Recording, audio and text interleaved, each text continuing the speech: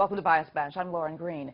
Donald Trump's newly hired delegate wrangler, Paul Manafort, is taking heat for comments made on Sunday's Meet the Press. Take a look. It is Ted Cruz's style, and that's going to wear thin very fast. You think he's threatening delegates? Well, he's threatening that you go to these county conventions and you see the gestapo tactics, the scorched earth tactics. Gestapo tactics? Yeah, they are. That's a strong word. Well, you look at, we're going to be filing several protests because the reality is they're not playing by the rules. All right, so did he take things too far? Here to weigh in is Talk Media News Bureau Chief and Fox News contributor Ellen Ratner. What did he say that was out of line, Ellen?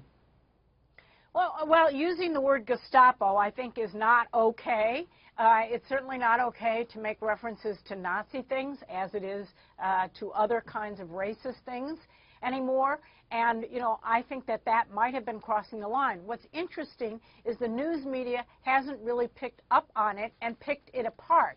They've kind of let it go. That, I think, is the bigger story here, because why didn't the news media take criticism of him and some of the words he used? Had he used another kind of word or something else, the news media would have gone nuts.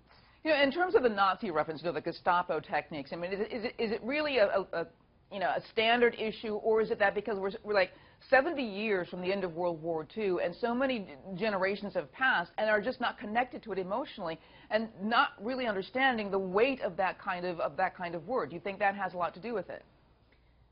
Well, it may be, but, you know, let's not forget that there are still people in their late 80s and early 90s who were either part of the Holocaust or fought in World War II. Many of our parents fought in World War II, my generation's parents.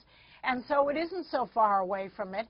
And frankly, those of us who grew up, us boomers, right after World War II, we were used to words like that, not in this kind of context, but it is a red flag kind of word. Yeah, you know, I don't want to just, you know, beat this point, but, you know, more than 15 years ago, my niece in her college dorm, somebody put a swastika next to her name. And not many years ago, Prince Harry wore a Nazi uniform for a Halloween costume. I mean, there's just a removal from a few generations of understanding how important and how weighty those words are.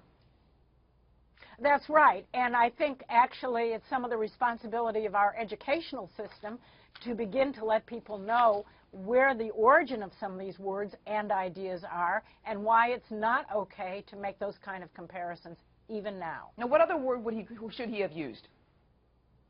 Well, I think he could have just simply said that there were a lot of techniques used that are not okay in a modern democracy.